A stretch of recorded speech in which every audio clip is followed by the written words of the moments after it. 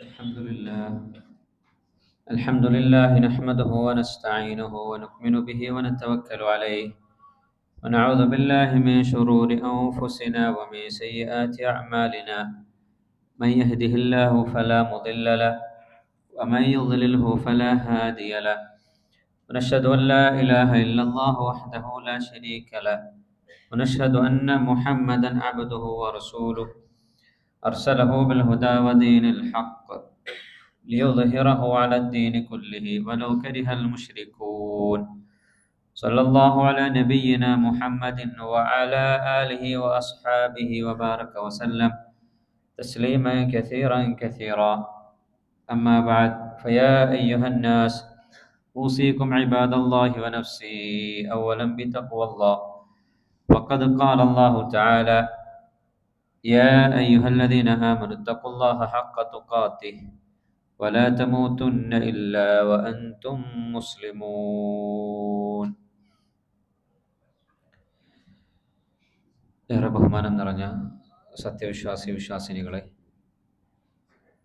അല്ലാഹു സുബ്ഹാനഹു വ തആല ജീവിതത്തിൻ്റെ എല്ലാ സമയങ്ങളിലും സൂക്ഷിച്ചുകൊണ്ട് തഖ്വയുള്ള ഒരു ജീവിതം നയിക്കണമേ എന്ന് എന്നോടും നിങ്ങളോടും വസിയത്ത് ചെയ്യുന്നു, ഓർമ്മപ്പെടുത്തുന്നു.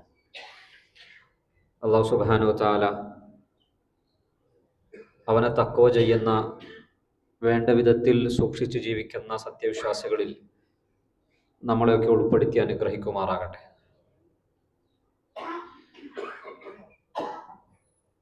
നന്മയുടെ വസന്തമായി വിശ്വാസികളൊക്കെ കാത്തിരിക്കുന്ന വിശുദ്ധ റമദാൻ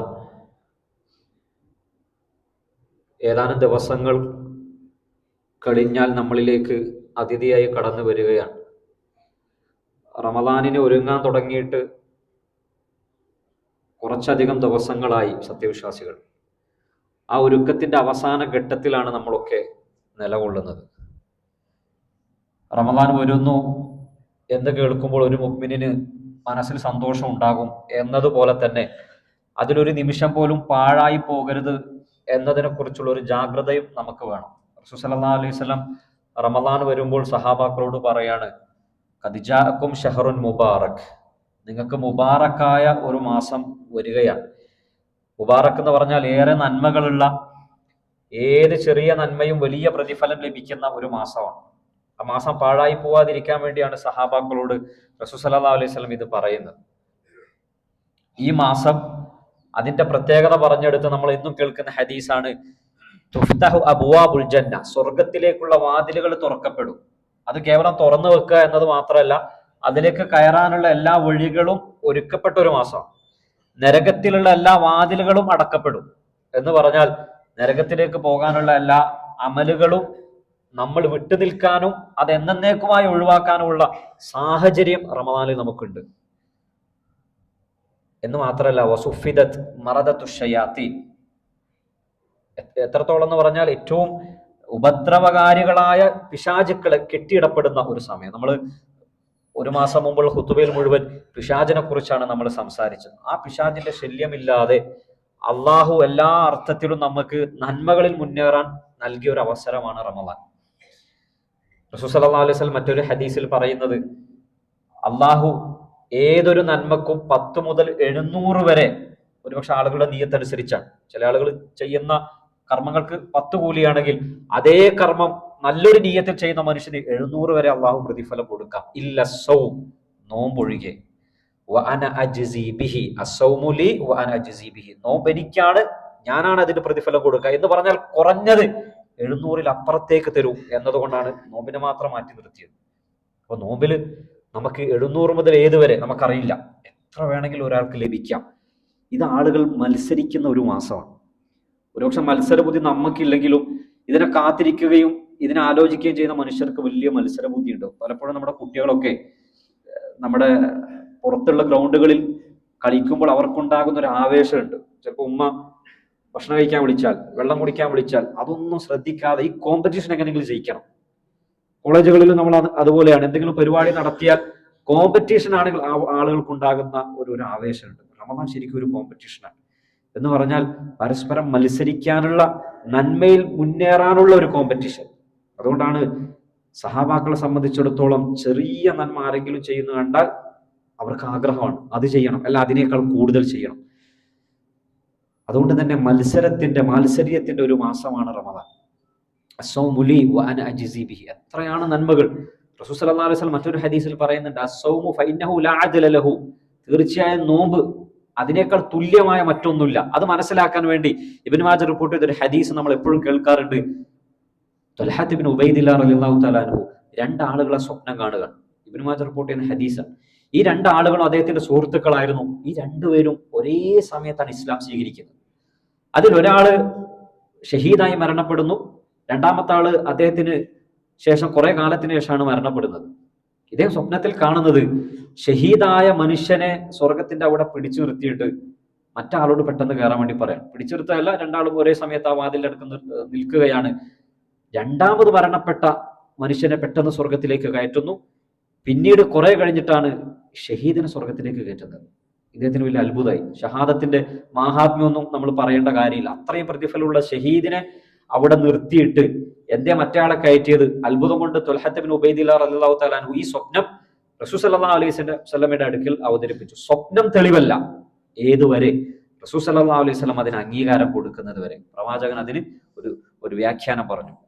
റസൂൽ സല്ലല്ലാഹു അലൈഹി വസല്ലം പറഞ്ഞു, ഷഹീദിനേക്കാൾ രണ്ടാമത് മരിച്ച ആളുകൾക്ക്, ആ മനുഷ്യന് അദറക റമളാൻ കിട്ടിയില്ലേ? ഒന്നെങ്കിലും ആണെങ്കിൽ ഒരു വർഷം കിട്ടിയെങ്കിലും, ഒരു വർഷം കിട്ടിയാൽ 84 85 വർഷത്തിനേക്കാൾ അധികം പകരമാക്കുന്ന ലൈലത്തുൽ ഖദർ അദ്ദേഹത്തിന് കിട്ടിയിട്ടുണ്ടാവുമല്ലോ. നമ്മൾ ആലോചിച്ച് നോക്കുക. അദ്ദേഹം നമസ്കാരം നിർവഹിച്ചിട്ടുണ്ടാകുമല്ലോ, ഖിറാഅത്തുകൾ, നോമ്പുകൾ, ഖുർആനിന്റെ പാരായണം, ഇഅ്തികാഫുകൾ. ഒരൊറ്റ റമളാൻ മതി ഒരു ഷഹീദിനെ നമുക്ക് ഓവർടേക്ക് ചെയ്യാൻ. ആലോചിച്ച് നോക്കുക. ഷഹാദത്ത് വരിച്ചവരെ ഓവർടേക്ക് ചെയ്യാൻ ഒരു റമളാൻ മതിയെങ്കിൽ എത്ര റമളാൻ കിട്ടിയവരാണ് നമ്മൾ. അള്ളാഹു അതിലേതെങ്കിലും ഒരു റമളാൻ നമ്മളിൽ നിന്ന് കബൂൾ ചെയ്താൽ തന്നെ നമുക്ക് കിട്ടാൻ പോകുന്ന പ്രതിഫലം വളരെ വലുതാണ്. അള്ളാഹു നമ്മുടെ എല്ലാ റമളാനുകളും നമ്മിൽ നിന്ന് സ്വീകരിക്കുമാറാകട്ടെ. അവിടെ ഈ റമളാനിന്റെ മാഹാത്മ്യം നമുക്ക് പറഞ്ഞു തരാനും അതിന്റെ ഫദ്ല് പറഞ്ഞു തരാനാണ് റസൂൽ സല്ലല്ലാഹു അലൈഹി വസല്ലം ഈ ഹദീസ് നമുക്ക് ഉദ്ധരിച്ചു തരുന്നത്. മാത്രമല്ല, ഷഹ്റു റമളാൻ അല്ലദീ ഉൻസില ഫീഹിൽ ഖുർആൻ. ഖുർആൻ അവതരിച്ച മാസമാണ് റമളാൻ. ഈ മാസത്തിൽ ഖുർആൻ കാലേ കൂട്ടി നമ്മൾ പഠിക്കുകയും മനസ്സിലാക്കുകയും ചെയ്യുക എന്നത് വളരെ പ്രധാനമാണ്. സ്വാഭാവികമായിട്ടും നമ്മൾ ഖിറാഅത്തുകൾ ദീർഘമായി കേൾക്കാനുള്ള ഒരു സന്ദർഭമാണ് റമളാൻ. അത്തരം സമയങ്ങളിൽ ഇതെന്താണ് ഓതുന്നത് എന്ന് മനസ്സിലാക്കാൻ ഏറ്റവും കുറഞ്ഞത് അള്ളാഹുവിന്റെ പേരിന്റെ അർത്ഥമെങ്കിലും പഠിച്ചു വെച്ചാൽ ഖുർആന്റെ ഒരു അത്ഭുതം അതാണ്. ഏത് ആയത്തുകൾ ഓതി അവസാനിക്കുമ്പോഴും മിക്കവാറും അള്ളാഹുവിന്റെ പേരുകൾ ചേർത്ത് വെച്ചുകൊണ്ടാണ് ആയത്ത് അവസാനിക്കുക. ഇന്നല്ലാഹ അലീമുൻ ഖബീർ, ഇന്നല്ലാഹ ഖബീറും ബിമാ തഅമലൂൻ, ഗഫൂറുൻ വദൂദ്. എത്രയാണ് ആയത്തുകൾ അള്ളാഹുവിന്റെ നാമം വെച്ച് അവസാനിക്കുന്നത്. ആ നാമത്തിന്റെ അർത്ഥമെങ്കിലും പഠിച്ചാൽ, ആ ആയത്ത് പാരായണം ചെയ്യുമ്പോൾ അള്ളാഹുവിന്റെ ഒരു നാമം നമ്മുടെ മനസ്സിലൊന്ന് ശരിക്കും കൊണ്ടാൽ നമ്മുടെ ജീവിതം മാറാതെ മാത്രം മതി. അതുകൊണ്ട് ഖുർആനികമായി ബന്ധപ്പെട്ട കാര്യങ്ങൾ പഠിക്കേണ്ടുന്ന സമയം, റമളാനായ പഠിക്കാനൊന്നും നമുക്ക് സമയമില്ല. റമളാനിൽ അമല് ചെയ്യേണ്ട സമയമാണ്. പരമാവധി എല്ലാ നന്മകളും ചെയ്യുകയും അതിനെ മുൻകൂട്ടി ഒരുങ്ങുകയും ചെയ്യേണ്ടുന്ന ഒരു സമയമാണ്. പ്രത്യേകിച്ച് റമളാനിൽ ഒരുപാട് അമലുകളുണ്ട്. പകലിൽ നോമ്പാണെങ്കിൽ രാത്രി ഏറ്റവും പ്രധാനപ്പെട്ടത് നമസ്കാരമാണ്. അതിൽ ഖിയാമുൽ ലൈലാണ് അഥവാ തറാവീഹ് എന്ന് നമ്മൾ പറയുന്ന നമസ്കാരം. ഈ തറാവീഹിൽ പലപ്പോഴും ആളുകൾക്ക് പറ്റിപ്പോകുന്ന ഒരു അബദ്ധം എന്താന്ന് വെച്ചാൽ, നോമ്പ് മുറിക്കുന്ന സമയമാണ്, തിരക്കാണ്, സ്വാഭാവികമാണ്. പക്ഷേ തറാവീഹിനെ കണക്കൂട്ടിയിട്ടാണ് ആളുകൾ പള്ളിയിലേക്ക് പോവുക. അതുകൊണ്ട് തന്നെ പല ആളുകൾക്കും ഇശാ എന്ന് പറയുന്ന ഫർദ് ലഭിക്കാറില്ല. ഇത് വളരെ ഗൗരവമാണ്. നമ്മൾ ആലോചിക്കണം, നമ്മൾ നോമ്പ് ഫർദായത് കൊണ്ടാണ് അതിനത്ര പ്രാധാന്യം. എന്നതുപോലെ ഫർദിനേക്കാൾ പ്രാധാന്യം മറ്റൊന്നിനുമില്ല. ഫർദിനേക്കാൾ പ്രാധാന്യം ഒന്നിനുമില്ല. സുന്നത്തിന് പോലും പ്രാധാന്യം ലഭിക്കുന്നത് ഫർദിനോട് ചേർന്ന് നിൽക്കുന്നതുകൊണ്ടാണ്. ആ ഫർദ് നമ്മൾ ഒഴിവാക്കിയിട്ട് തറാവീഹിൽ നിന്നുള്ള നമ്മൾ അവസ്ഥ ആലോചിച്ചു പോകും. എന്ന് മാത്രമല്ല, റസൂൽ സല്ലല്ലാഹു അലൈഹി വസല്ലം പറഞ്ഞ ഒരു ഹദീസ് നമുക്ക് എപ്പോഴും ഓർമ്മ വേണം. ആരെങ്കിലും ഇശാ ജമാഅത്തായി നമസ്കരിക്കുകയും സുബ്ഹി ജമാഅത്തായി നമസ്കരിക്കുകയും ചെയ്താൽ അവൻ ഖിയാമുൽ ലൈൽ ഒരു ദിവസം മുഴുവൻ നമസ്കരിച്ചവനെ പോലെ എന്ന് റസൂൽ സല്ലല്ലാഹു അലൈഹി വസല്ലം പറയാം. എന്ന് പറഞ്ഞാൽ ഇപ്പോഴും നമുക്ക് അതിന്റെ പ്രതിഫലം മനസ്സിലായിട്ടില്ല. ഒരുപക്ഷെ തറാവീഹ് ജാഗ്രതയോടുകൂടി പൂർത്തിയാക്കാൻ കഴിയാത്ത ഒരാൾക്കും ലഭിക്കുന്ന പ്രതിഫലമാണ് ഇശാ 4 റക്അത്ത് ഒന്ന് മനസാന്നിധ്യത്തോടു കൂടി നമസ്കരിച്ചു. സുബ്ഹിയും കൂടെ കിട്ടിയാൽ ഖാമ ലൈലത്തൻ, ഒരു രാത്രി മുഴുവൻ നിന്ന് നമസ്കരിച്ചവനെ പോലെയാണ്. നമ്മൾ എപ്പോഴും സെലക്ട് ചെയ്യുമ്പോൾ ഏതിനാണ് ഏറ്റവും കൂടുതൽ പ്രതിഫലം ഉള്ളത്, അത് നമ്മൾ എപ്പോഴും ഫോക്കസ് ചെയ്യണം. അതിനാണ് നമ്മൾ ഇതൊക്കെ പഠിക്കുന്നത്. അത് നമുക്ക് മിസ്സാകാൻ പാടില്ല. അതുകൊണ്ടാണ് നമ്മൾ കഴിഞ്ഞ ഖുതുബയിലും പറഞ്ഞത്, ഒരാൾക്ക് ഫർള് കിട്ടണോ അവൻ സുന്നത്തിനെ ഉദ്ദേശിച്ചിട്ട് തന്നെ വരണം. ഒരാൾക്ക് ഇശാ കിട്ടണമെങ്കിൽ ഇശാഹിന്റെ മുമ്പുള്ള സുന്നത്ത് ലഭിക്കാനുള്ള ഒരു ജാഗ്രത ഉണ്ടാകണം. അതുകൊണ്ട് നമ്മൾ ഇന്ന് നിയ്യത്ത് ചെയ്യേണ്ടത്, ഇന്നു മുതൽ ഒരാഴ്ച മാത്രമേ ഉള്ളൂല്ലോ ഇന്ന് റമദാനിൽ, ഇന്നു മുതൽ എല്ലാ ഇശാഹിന് മുമ്പും സുന്നത്ത് കൂടി കിട്ടുന്ന ഒരു പതിവ് നമ്മുടെ ജീവിതത്തിൽ ഉണ്ടാകണം. ബാങ്ക് കൊടുക്കുമ്പോൾ മറ്റു തിരക്കുകൾ ഒഴിവാക്കുക, നേരെ ചെല്ലുക. എന്നിട്ട് നിങ്ങൾ ആലോചിച്ച് നോക്കൂ, നമസ്കാരത്തിന് അല്പം നേരത്തെ ചെന്നിട്ട് പള്ളിയിൽ ഇരിക്കുമ്പോൾ കിട്ടുന്ന ഒരു റാഹത്ത് നമസ്കാരത്തിന് ശേഷം കിട്ടാനേ പോകുന്നില്ല. ആളുകൾ അധികം ഇല്ലാത്ത ഒരു സമയം, ഒറ്റയ്ക്കിരിക്കാൻ കിട്ടിയ സമയം, നമ്മൾ എന്തൊക്കെയോ തിരക്ക് മാറ്റി വെച്ചിട്ടായിരിക്കും വന്നിട്ടുണ്ടാവും. ചില ടെൻഷനുകൾ ഉണ്ടാവും. ആരുമില്ലാത്ത സമയത്ത് പള്ളിയിൽ പൊതുവെ ആളുകൾ നേരത്തെ വരാൻ സാധ്യത കുറവാണ്. കുറച്ച് ആളുകളേ ഉള്ളൂ. ഏതെങ്കിലും ഒരു മൂലക്കിരുന്ന് നമസ്കരിച്ച് ഒന്ന് ദുആ ചെയ്യുമ്പോൾ കിട്ടുന്ന ഒരു സമാധാനം നമസ്കാരത്തിന് ശേഷം കിട്ടാനേ പോകുന്നില്ല. നമ്മൾ ഇന്ന് പ്രാക്ടീസ് ചെയ്യണം. ഒരാഴ്ച മാത്രമേ നമ്മുടെ മുമ്പിലുള്ളൂ.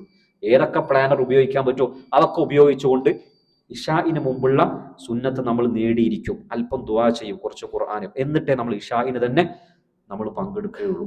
ഇതുണ്ടായാൽ തറാവീഹ് 30 നമുക്ക് പാഴാകൂല. ഇങ്ങനെ പ്ലാൻ ചെയ്യാനാണ് ഈ റജബും ഈ ശഅബാനും ഒക്കെ നമ്മൾ പ്ലാൻ ചെയ്യണം. എന്ന് മാത്രമല്ല, അതുമായി റമദാനുമായി ബന്ധപ്പെട്ട ഒരുപാട് ആദാബുകളും നിയമങ്ങളും നമ്മൾ പഠിക്കണം. ആ പഠിക്കേണ്ടുന്ന സമയം ഇതാണ്, അമൽ ചെയ്യേണ്ടുന്ന സമയം റമദാനുമാണ്. അതുകൊണ്ടാണ് അതുമായി ബന്ധപ്പെട്ട ചില ആദാബുകൾ നമ്മൾ പറഞ്ഞു തരുന്നത്. അതിൽ റസൂൽ സല്ലല്ലാഹു അലൈഹി വസല്ലം പറഞ്ഞു, സുഹൂർ, അത്താഴം പ്രത്യേകം സുന്നത്താണ്. തസഹറു ഫഇന്ന ഫി സുഹൂരി ബറക, നിങ്ങൾ അത്താഴം കഴിക്കൂ, അതിലൊരു ബറക്കത്തുണ്ടെന്ന്. പല ആളുകളും അത്താഴത്തെ കുറിച്ച് ഗൗനിക്കാറേ ഇല്ല. രാത്രി എന്തെങ്കിലും കഴിച്ച് കടന്നുറങ്ങും, അങ്ങനെ റമദാൻ തുടങ്ങും. ഇതൊന്നുമല്ല റസൂൽ സല്ലല്ലാഹു അലൈഹി വസല്ലം നമുക്ക് പറഞ്ഞു തന്നത്. നിങ്ങളും അഹ്ലുൽ കിതാബും തമ്മിലുള്ള വ്യത്യാസം തന്നെ അത്താഴാണെന്നാണ്. അത്താഴം കഴിക്കുന്നതിലുള്ള ഒരു ബറക്കത്ത് എന്താന്ന് വെച്ചാൽ, ഒന്ന് ആ സുന്നത്ത് നമുക്ക് കിട്ടുന്നു, രണ്ടാമത്തത് ഇബാദത്ത് ചെയ്യാനുള്ള ഒരു ഉന്മേഷവും ആരോഗ്യം കിട്ടും. പല ആളുകളും നമ്മൾ പറയുന്നത് കേട്ടിട്ടുണ്ട്, രാത്രി ഒന്നും കഴിക്കാതെ അങ്ങ് കടന്നു, രാവിലെയായി, ഇതെങ്ങനെയെങ്കിലും തീർന്നു കിട്ടിയാൽ മതി നോമ്പ് എന്ന് ചിന്തിക്കുന്ന പല മനുഷ്യരും. അങ്ങനെ തീരാനേ ഉള്ള ഒന്നല്ല. ഒരു നോമ്പ് അങ്ങനെ തീർന്നു പോയാൽ ഉള്ള നഷ്ടം ചില്ലറയാണ്. ഒന്ന് നമ്മൾ ആലോചിച്ചു. അതുകൊണ്ട് ഈ അത്താഴം കഴിക്കുമ്പോൾ നമുക്കുണ്ടാകുന്ന ഉന്മേഷം എന്തിനാണ്? ആ റമദാനിന്റെ പകൽ ഇബാദത്ത് ചെയ്യാനാണ്, അല്പം കുറച്ചിരുന്ന് ഖുർആൻ ഓതാനാണ്, ദിക്റുകൾ പറയാനാണ്. അതിനുള്ള ഒരു ആരോഗ്യം വേണ്ടേ? അതുകൊണ്ട് തന്നെയാണ് റസൂൽ സല്ലല്ലാഹു അലൈഹി വസല്ലം പറഞ്ഞത്, സുഹൂർ കഴിച്ചാൽ, അത്താഴം കഴിച്ചാൽ അത്തഖവ്വി ഫിൽ ഇബാദ, ഇബാദത്തിന് കുറച്ച് ഒരു ഉന്മേഷം ഉണ്ടാവും, ഒരു ആരോഗ്യം ഉണ്ടാവും. എന്ന് മാത്രമല്ല, രണ്ടാമത്തെ ഒരു നിയമം എന്താ വെച്ചാൽ, അതുകൊണ്ടാണ് അത്താഴം പരമാവധി വൈകിപ്പിക്കാൻ വേണ്ടി റസൂൽ സല്ലല്ലാഹു അലൈഹി വസല്ലം പറഞ്ഞിട്ടുണ്ട്. എന്ന് പറഞ്ഞാൽ സഹാബാക്കൾ പറയുന്നുണ്ട്, നമ്മൾ അത്താഴം കഴിച്ച് പിന്നീട് നേരെ നമസ്കരിക്കാൻ വേണ്ടി പോകുമായിരുന്നു. അപ്പൊ സഹാബാക്കൾ ചോദിക്കുന്നുണ്ട്, അല്ല അതിനിടയിൽ എത്രയാണ് ഗ്യാപ്പ് ഉള്ളത്? പറഞ്ഞു കൊടുത്തു, ഖദർ 50 ആയ, 50 ആയത്ത് ഓതുന്ന ഒരു ഗ്യാപ്പ് മാത്രം. 50 ആയത്ത് എന്ന് പറഞ്ഞാൽ നമ്മൾ വെറുതെ ഖുർആന്റെ തുടക്കം മുതൽ സൂറത്ത് ബഖറ എന്ന് മറച്ചു നോക്കിയാൽ ഒരു 8ാമത്തെ പേജിലാണ് 50ാമത്തെ ആയത്ത് വരുന്നത്. ഒരു 8 പേജ് ഓതാൻ കൂടിപ്പോയി ഒരു 20, 25, ഒരു അരമണിക്കൂർ കൂട്ടാം.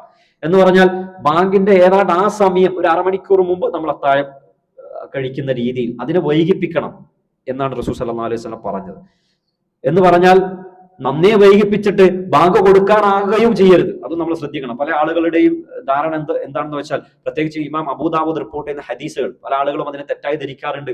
നിങ്ങൾ ബാങ്ക് കേട്ട, ഇദാ സമിഅ അന്നിദാ, ഇദാ സമിഅകും, നിങ്ങൾ കേട്ടാൽ, അന്നിദാ ബാങ്ക് കേട്ടാൽ, നിങ്ങളുടെ കയ്യിൽ എന്തെങ്കിലും പാത്രം ഉണ്ടെങ്കിൽ ഫലാ തദഅഹു, നിങ്ങൾ അത് വെക്കേണ്ടതില്ല, അതിൽ നിന്ന് നിങ്ങളുടെ ആവശ്യം തീർക്കുന്നത് വരെ എന്ന ഹദീസ് നമ്മളൊക്കെ കേട്ടിട്ടുണ്ട്. പക്ഷെ ആ ഹദീസിനെ കുറിച്ച് പല രീതിയിൽ പണ്ഡിതന്മാർ വ്യാഖ്യാനം നടത്തിയിട്ടുണ്ട്.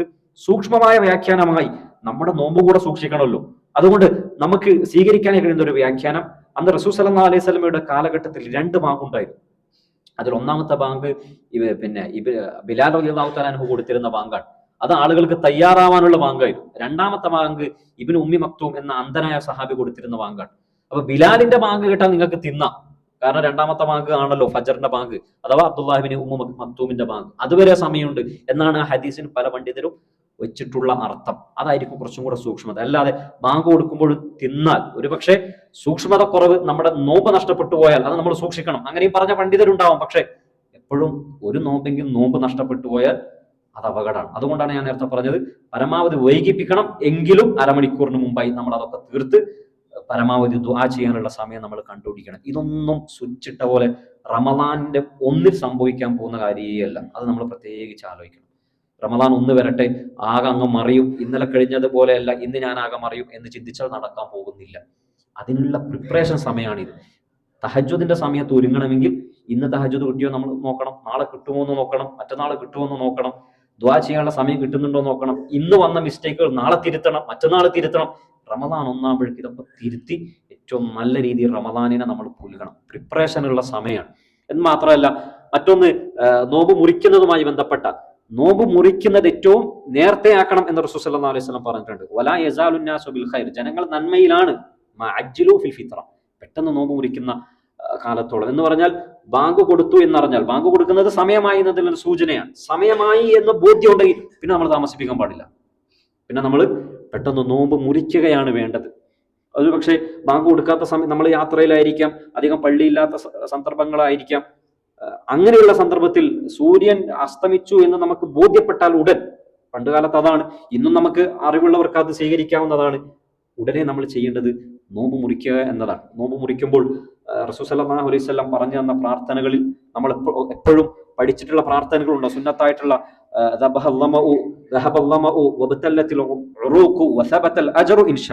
ഈ പ്രാർത്ഥന സഹിഹായ പ്രാർത്ഥനയാണ്. നോമ്പ് മുറിച്ചതിന് ശേഷം ബിസ്മി പറഞ്ഞ് നോമ്പ് മുറിക്കുക, എന്നിട്ട് നമ്മൾ ചൊല്ലേണ്ടുന്ന ഒരു പ്രാർത്ഥന വസബത്തൽ അജ്റു ഇൻഷാ അല്ലാഹ്. പ്രാർത്ഥന വളരെ പ്രധാനപ്പെട്ടതാണ്. വസബത്തൽ അജ്റു, കുറേ കഷ്ടപ്പെട്ടിട്ടാണ് നമ്മൾ നോമ്പ് നോറ്റത്. ഇതങ്ങനെ വെറുതെ നോക്കാൻ വേണ്ടി നോക്കുകയല്ലല്ലോ. വസബത്തൽ അജർ, ആ പ്രതിഫലം ഉറക്കട്ടെ, അത് കിട്ടട്ടെ, നാളെ കാണട്ടെ എങ്കിലാണല്ലോ ഈ ഷഹീദിനെയൊക്കെ കവച്ചു വെക്കാൻ കഴിയുന്ന പ്രതിഫലം നമ്മൾ ആഗ്രഹിക്കുന്നത്. ഇത് കിട്ടിയാലാണല്ലോ, അത് കിട്ടണം എന്ന് ദുആ ചെയ്യാൻ വേണ്ടിയാണ് റസൂൽ സല്ലല്ലാഹു അലൈഹി വസല്ലം പറഞ്ഞത്. മാത്രമല്ല, ആ സമയം പല ആളുകളും പല തിരക്കിലാണ്. എല്ലാവരുടെയും ഇഫ്താർ ഉണ്ട്. ഇന്ന് സ്കൂളിന്റെ ഇഫ്താറാണ്, നാളെ കോളേജിൻ്റെതാണ്, മറ്റന്നാൾ കമ്പനിയുടേതാണ്. ഇഫ്താറുകളൊക്കെ നടക്കും, അതിനൊന്നും കുഴപ്പമൊന്നുമില്ല. പക്ഷേ ഈ സമയം നമുക്ക് നഷ്ടപ്പെട്ടു പോകരുത്. റസൂൽ സല്ലല്ലാഹു അലൈഹി വസല്ലം പറയുന്ന ഒരു ഹദീസിൽ കാണാം, അല്ലാഹു ലാ തുറദ്ദു ദഅവതുഹു, 3 ആളുകൾ അവരുടെ പ്രാർത്ഥന അല്ലാഹു തള്ളിക്കളയേ ചെയ്യില്ല. അസ്വാഇമു ഹത്താ യുഫ്തിർ, നോമ്പുകാരൻ നോമ്പ് മുറിക്കുന്നത് വരെ, പ്രത്യേകിച്ച് നോമ്പ് മുറിക്കുന്ന സന്ദർഭത്തിൽ ഇത് ദുആക്കുള്ള ഒരു സമയമാണ്. ആ ദുആന്റെ സമയം പലപ്പോഴും നമുക്ക് കിട്ടലില്ല. നമുക്ക് എത്ര പ്രയാസമുണ്ട്, നമുക്ക് എത്ര പ്രതിസന്ധികളുണ്ട്. ഇന്നലെ വിഷമം, ഇന്ന് അതിനേക്കാൾ വലിയ വിഷമം, നാളെ എന്ത് വിഷമം വരും എന്ന് നമുക്ക് ആർക്കും അറിയില്ല. വിഷമമോട് വിഷമമാണ്. പക്ഷെ അതൊന്നും നമ്മൾ ബേജാറാണ്ട കാര്യമില്ല. ഇത് അള്ളാഹുവിനോട് പറഞ്ഞാൽ തീരുന്ന പ്രശ്നമാണ്. അള്ളാഹു സ്വീകരിക്കും എന്ന് പറഞ്ഞൊരു സമയം തന്നിട്ടുണ്ടല്ലോ. നമ്മൾ ആലോചിച്ച് നോക്കാം, ഏറ്റവും വലിയ അമല് ചെയ്തിട്ടാണ് നമ്മൾ ഇരിക്കുന്നത്. നമുക്ക് ആ നോമ്പിനെ കുറിച്ച് ഒരുപക്ഷെ വളരെ സിസ്റ്റമാറ്റിക്കായി ഓട്ടോമാറ്റിക്കായി നടന്നു പോകുന്നതുകൊണ്ട്, നമുക്കതിന്റെ അധ്വാനം അറിയാത്തത് കൊണ്ടാണ്. നമ്മൾ ചെയ്യുന്ന അമല് വളരെ വലുതാണ്. ആ നോമ്പ് നോറ്റിട്ട് അവസാന സമയത്താണ് നമ്മൾ അള്ളാഹുവിനോട് ഒരു കാര്യം ചോദിക്കുന്നത്. അള്ളാഹു തട്ടുവോ? നമ്മൾ ആലോചിച്ച് നോക്കി, അള്ളാഹു തട്ടൂല. ആ നീയത്തിലാണ് നമ്മൾ ചോദിക്കേണ്ടത്. ആ സമയം ദുആക്ക് വേണ്ടി നമ്മൾ പ്രത്യേകം ഉപയോഗപ്പെടുത്തണം എന്നുകൂടെ നമ്മൾ ആലോചിക്കുക. അതുപോലെ തന്നെ നോമ്പുമായി ബന്ധപ്പെട്ട് പല സംശയങ്ങളും അല്ലെങ്കിൽ നിയമങ്ങളും നമ്മൾ ആലോചിക്കുന്ന സമയത്ത് നോമ്പ് മുറിയുന്ന കാര്യങ്ങളും അല്ലെങ്കിൽ നോമ്പ് മുറിയാത്ത കാര്യങ്ങളും കൃത്യമായി നമുക്കൊരു ധാരണ ഉണ്ടാകണം. പല ആളുകളുടെയും നോമ്പ് തന്നെ വസ്വാസായി പോകുന്നത് അത്തരം സന്ദർഭങ്ങളിലാണ്. അതിൽ നമ്മൾ ഒന്നാമതായി മനസ്സിലാക്കേണ്ടത്, നോമ്പ് മുറിയുന്നത് എപ്പോഴാണ്? നോമ്പ് മുറിയുന്നത് വായിലൂടെ അല്ലെങ്കിൽ മൂക്കിലൂടെ തടിയുള്ള എന്തെങ്കിലും വസ്തു പ്രവേശിച്ചാലാണ് നോമ്പ് മുറിയുക. അതാണ് ഒന്നാമത്തത്. അല്ലെങ്കിൽ മറ്റേതെങ്കിലും ദ്വാരങ്ങളിലൂടെ ശരീരത്തിന് പോഷകം ലഭിക്കുന്നതായ എന്തെങ്കിലും ഉള്ളിലേക്ക് കയറിയാൽ, എന്ന് പറഞ്ഞാൽ നരമ്പിലൂടെ ഗ്ലൂക്കോസ് കയറ്റാണ്, സ്വാഭാവികമായിട്ട് അവന് അത് കയറ്റിയാൽ കുറച്ചൊരു ഉന്മേഷം ഉണ്ടാവും, അപ്പോഴും നോമ്പ് മുറിയും. രണ്ട് പ്രവേശനങ്ങളാണ് നമുക്ക് പറഞ്ഞു തന്നത്. ഒന്ന് മൂക്കാണ്, രണ്ടാമത്തത് വായയാണ്. എന്ന് പറഞ്ഞാൽ അതുമായി ബന്ധപ്പെട്ട് കുറച്ച് മസാലകൾ പറയുമ്പോൾ പണ്ഡിതന്മാർ പറയാണ്, ആരെങ്കിലും മൂക്കിൽ മരുന്നൊട്ടിച്ചാൽ സ്വാഭാവികമായി അത് ഉള്ളിലേക്ക് എത്തുന്നുണ്ടെങ്കിൽ നോമ്പ് മുറിയും. കാരണം പ്രവേശന കവാടം മൂക്കാണ്. അതുപോലെ തന്നെ ഒരാൾ പുകവലിച്ചാൽ പ്രത്യേകം ശ്രദ്ധിക്കണം. പല ആളുകളും പുകവലിക്കുക എന്ന് പറയുന്നത്, സിഗരറ്റ് വലിക്കുക എന്ന് പറയുന്നത് റമദാനുമായിട്ട് ബന്ധമില്ല, റമദാൻ അല്ലാത്ത സമയത്തും ഹറാമാണ്, ഹറാമ് തന്നെയാണ് എന്ന് പണ്ഡിതർ പറഞ്ഞിട്ടുണ്ട്. അത് കറാഹത്താണ് എന്ന മസാലയൊന്നും നമ്മൾ അന്വേഷിച്ച് പോയിട്ട് സമയം കളയരുത്. ഹറാമാണ് എന്ന് തന്നെ പണ്ഡിതന്മാർ പറഞ്ഞ സംഭവമാണ്. റമദാനിൽ എന്തിരുന്നാലും പറ്റില്ല, പക്ഷേ ഇത് അഡിക്ഷനായ ആളുകൾ അവിടെയും ചെയ്യാം. നോമ്പ് മുറിയും എന്ന കാര്യത്തിൽ സംശയമില്ല. കാരണം കയറുന്നത് തടിയുള്ള വസ്തുവാണ്. അതാണ് നമ്മുടെ ചർച്ച. കയറുന്നത് തടിയുള്ള വസ്തു എത്രത്തോളം എന്ന് പറഞ്ഞാൽ ലങ്സിനൊക്കെ അത് പറ്റിപ്പിടിച്ചിരിക്കുന്ന ദൃശ്യങ്ങൾ അത്തരം കവറിന്റെ പുറത്ത് തന്നെ ഒട്ടിച്ചിട്ടുണ്ട്. തടിയുള്ളത് കയറി എന്നതുകൊണ്ട് നോമ്പൂറിയാൻ. അതിനേക്കാൾ വലിയ അപകടം എന്താ വെച്ചാൽ മസാലകളൊക്കെ എല്ലാവർക്കും അറിയാം. അതുകൊണ്ട് ആളുകൾ ചെയ്യുക, കുറച്ച് നോമ്പ് മുറിക്കുന്നവരെ കാത്തിരിക്കും, നോമ്പ് മുറിച്ചതിന് ശേഷം അങ്ങ് ഈ പറഞ്ഞ പരിപാടികളൊക്കെ തുടങ്ങും. അതുകൊണ്ടാണ് ചില പണ്ഡിതർ പറഞ്ഞത്, പല ആളുകളുടെയും നോമ്പിന്റെ അവസ്ഥ എന്താന്ന് പറഞ്ഞാൽ രാവിലെ ചെയ്യുന്ന ഹറാമ് രാത്രിത്തേക്ക് മാറ്റി എന്നത് മാത്രമേ ഉള്ളൂ. 9 AM ചെയ്യുന്ന തെറ്റായിരുന്നു, ഇപ്പൊ 9 PM ചെയ്യുന്നു എന്ന വ്യത്യാസം അല്ലാതെ നോമ്പ് അവർക്ക് ഒരു വ്യത്യാസവും ഇല്ല. പല ആളുകളുടെ നോമ്പ് അങ്ങനെയല്ലേ. നമ്മൾ ആലോചിച്ചു, രാവിലെ ചെയ്യുന്നത് രാത്രിത്തേക്ക് ഒരു ഇന്റർചേഞ്ച് ടൈം, ഒരു മാറ്റം മാത്രം വരുത്തും. ഇത് വലിയ അപകടമാണ്. നോമ്പ് ഒരുപക്ഷെ മസാല പ്രകാരം ശരിയാവോ ഇല്ലയോ എന്നതൊക്കെ ആലോചിച്ചാൽ ഇതിന്റെ കൂലി കിട്ടാനാണോ നമ്മൾ ചെയ്യുന്നത്, ആ കൂലികളൊക്കെ നഷ്ടപ്പെട്ടു പോകും എന്ന് നമ്മൾ ആലോചിക്കണം. അതുപോലെ മറ്റൊരു മസാലാണ്, ഒരാൾക്ക് ഡയാലിസിസ് ചെയ്യേണ്ടി വന്നാൽ ഇതേ കാരണം ഡയാലിസിസ് എന്ന് പറയുന്നത് ഒരുപക്ഷെ പ്രധാനപ്പെട്ട ദ്വാരത്തിലൂടെയല്ല കയറുന്നതെങ്കിൽ കൂടി കയറുന്നത് രക്തം മാത്രമല്ല, ചില മെഡിസിൻ കൂടെ കയറുന്നുണ്ട് എന്നതുകൊണ്ട് ഡയാലിസിസ് ഒരാളുടെ നോമ്പ് മുറിയും എന്ന് പണ്ഡിതന്മാർ പറഞ്ഞു തരാണ്. അതുപോലെ നോമ്പ് മുറിയാത്ത ചില കാര്യങ്ങൾ നമ്മൾ പ്രത്യേകം ശ്രദ്ധിക്കണം. പല ആളുകളുടെയും ഒരു ധാരണ ഇതൊക്കെ നോമ്പ് മുറിയുന്ന കാര്യങ്ങളാണ് എന്നതാണ്. ഇഞ്ചക്ഷൻ വെച്ചാൽ നോമ്പ് മുറിയില്ല. കാരണം എന്താണ്? ഇഞ്ചക്ഷൻ ഒരു പ്രവേശനത്തിലൂടെയാണ് കയറുന്നതെങ്കിൽ കൂടി ആ ഇഞ്ചക്ഷൻ കൊണ്ട് ആളുകൾക്ക് പ്രത്യേകിച്ച് ഒരു ഉന്മേഷം ഒന്നും കിട്ടുന്നില്ല. അതുകൊണ്ടാണ് ഗ്ലൂക്കോസ് അതിൽ നിന്ന് നമ്മൾ ഒഴിച്ചു നിർത്തുന്നത്. അത്തരത്തിൽ പോഷണം കിട്ടുന്ന, ഒരുപക്ഷെ തളർന്ന ഒരാളുകൾക്ക് ഉന്മേഷം പകരുന്ന ഇഞ്ചക്ഷൻ അല്ലാത്ത മറ്റേത് ഇഞ്ചക്ഷനും ഒരാളുടെ നോമ്പ് മുറിക്കില്ല എന്നതാണ് പണ്ഡിതന്മാർ പറഞ്ഞിട്ടുള്ളത്. അതുപോലെ തന്നെ ഒരാള് പല്ല് തേക്കുന്നു, പല ആളുകൾക്കുള്ള ഒരു സംശയമാണ്. പ്രത്യേകിച്ച് ചില ഹദീസുകൾ ചില ആളുകൾ മിസ്കൂട്ട് ചെയ്തിട്ട് മനസ്സിലാക്കിയിട്ടുള്ള സംഭവം എന്താ വെച്ചാൽ, നോമ്പുകാരൻ പല്ല് തേക്കേണ്ടതേ ഇല്ല എന്ന് ചില ആളുകൾ തെറ്റിദ്ധരിക്കാറുണ്ട്. ഒരിക്കലും അങ്ങനെയല്ല.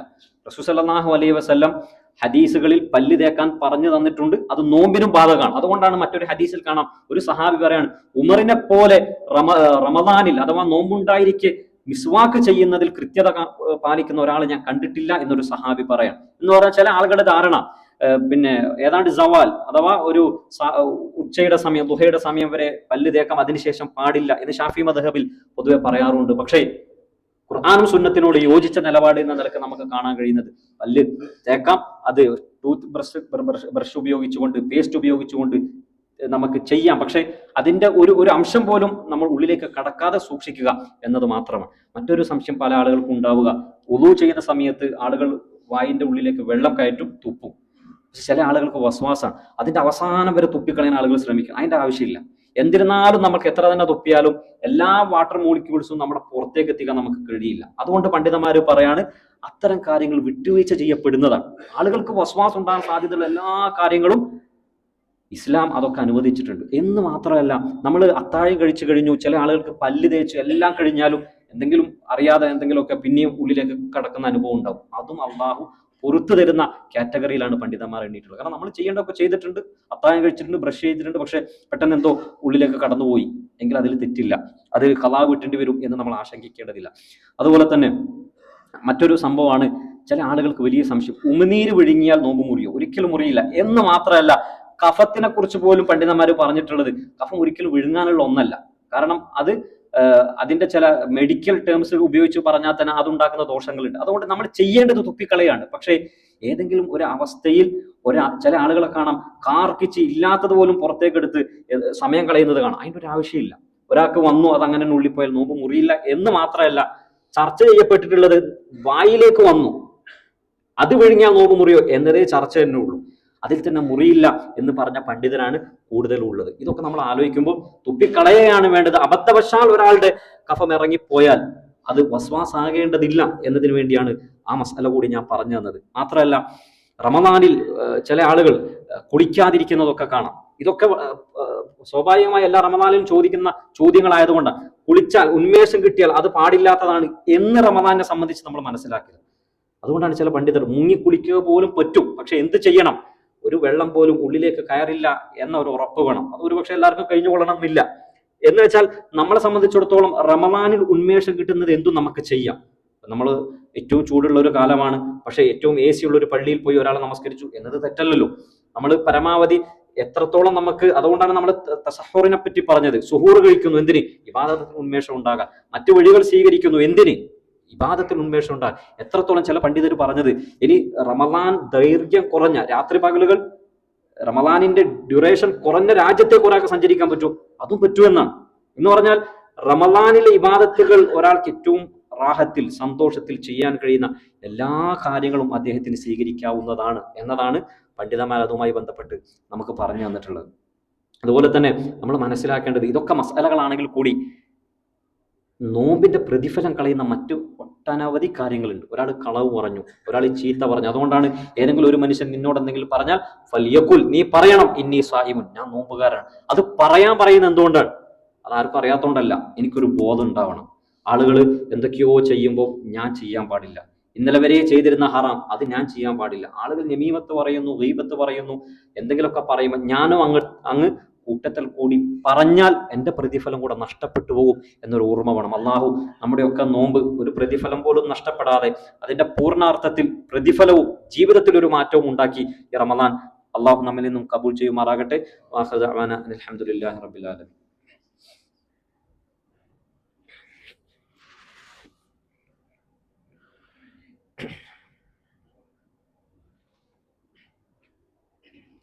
الحمد لله الواحد الأحد الذي لم يلد ولم يولد ولم يكن له كفوا أحد. صلى الله على نبينا محمد وعلى آله وأصحابه الأبرار.